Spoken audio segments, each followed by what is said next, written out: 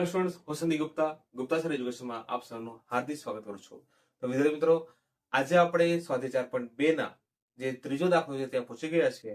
તો ત્રીજો દાખલો કંઈક આ રીતે છે, લખ્યું છે બે એવી સંખ્યાઓ શોધો કે જેમનો સરવાળો 27 અને ગુણાકાર 182 હોય. બે સંખ્યા મેળવવાની છે. આ બંને સંખ્યાનો સરવાળો પણ આપેલો છે અને ગુણાકાર આપેલો છે.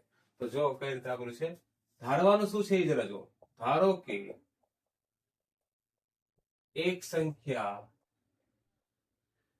બરાબર x. આપણે એક સંખ્યાને x ધારી લીધું બરાબર, અને એ બંને સંખ્યાનો સરવાળો કેટલો છે? 27.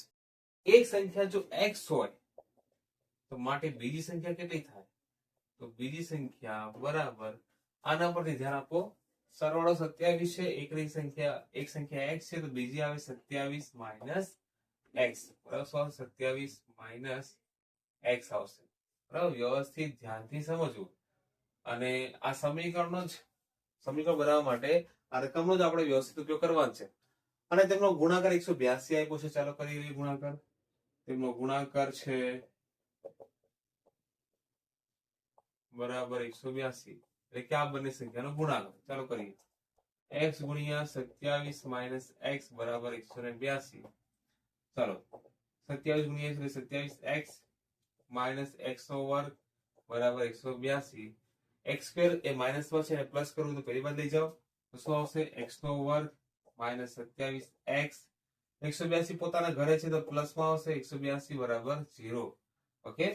હવે 182 એકા 182 ના એવા ભાગ પાડો કે શું કરવાથી? સરવાળો કરવાથી 27 આવે.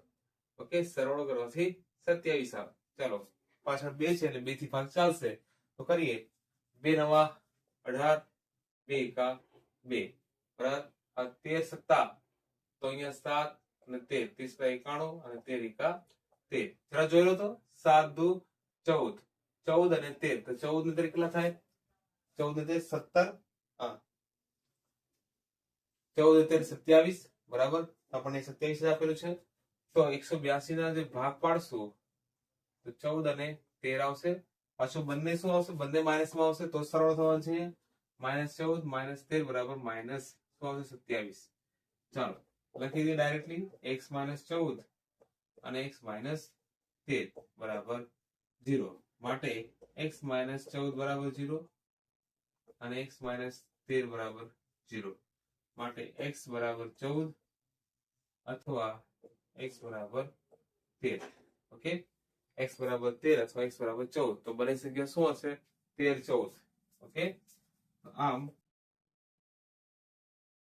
બંને સંખ્યા 13 અને 14 થશે અથવા તો હશે બરાબર.